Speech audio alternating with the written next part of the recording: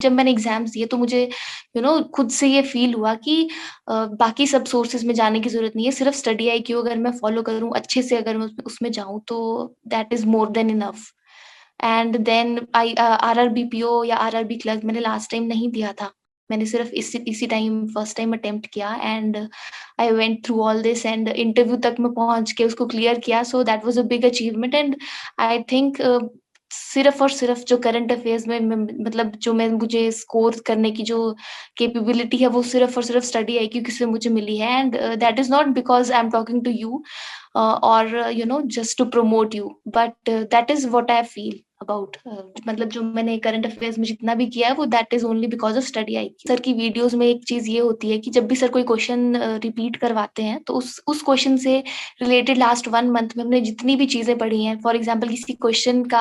Answer अगर USA है तो यूएसए से रिलेटेड जो भी लास्ट 1 मंथ में या 2 मंथ्स में जो भी चीजें हुई हैं सर उसको बहुत रिपीट करवाते हैं, उस पर फोकस करवाते हैं। तो बाई चांस अगर आप उसको भूल भी चुके हो तो वो आपको एकदम से रिकॉल हो जाएगा। और यू वोंट इवन बिलीव, जब मैं एग्जाम्स में बैठी होती थी और किसी क्वेश्चन का आंसर मुझे आता था कि हाँ ये है, तो मुझे उससे रिलेटेड 4-5 और चीज़ें याद आ जाती थी उसी टाइम एग्जाम हॉल में ही, कि इसके बारे में सर ने ये भी बताया था। तो और मुझे उसी टाइम ये होता था कि काश ये वाला क्वेश्चन भी आता तो इसका भी मैं आंसर बड़े अच्छे से दे देती। बट मोस्टली जितने भी क्वेश्चन सर के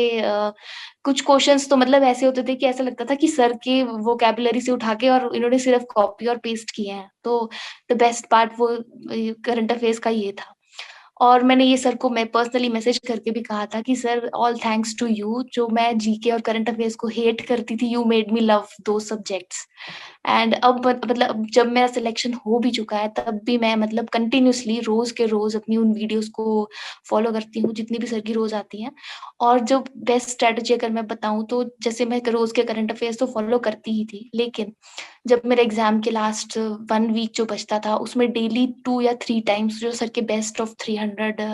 एमसीक्यूज़ आते हैं पर मंथ के, उसको सुनती थी। मतलब काम करते-करते टाइम जब भी मुझे काम करना होता था, मुझे पढ़ने का टाइम नहीं होता था, उस टाइम मैं उनको प्ले करती थी यूट्यूब पे लगा, या फिर सर स्टडी आईक्यू की ऐप पे चली जाती थी और वहाँ पे उसको प्ले करती थी। और जो बिल्कुल एग्ज़ाम के पिछला दिन होता था, उसमें जो मेन रिवीजन था, वो सर की ऐप पे जाके उसकी स्पीड को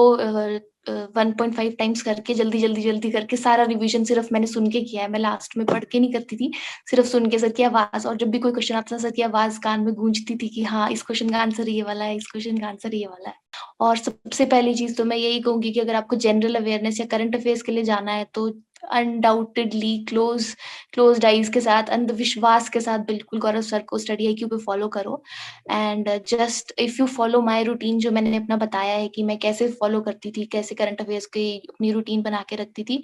तो definitely you will cross cut off तो बहुत दूर की बात है, बहुत ज़्यादा मार्क्स आएँगे करंट अफेयर्स में अनडाउटेडली। और जस्ट दिस कि करंट अफेयर सबसे ज़्यादा स्कोरिंग जो मार्क्स हैं वो करंट अफेयर से मिल सकते हैं, और उसके लिए बेस्ट जो है वो किसी भी और तरफ जाने की ज़रूरत बिल्कुल भी नहीं है। Just follow Gaurav sir and you are done.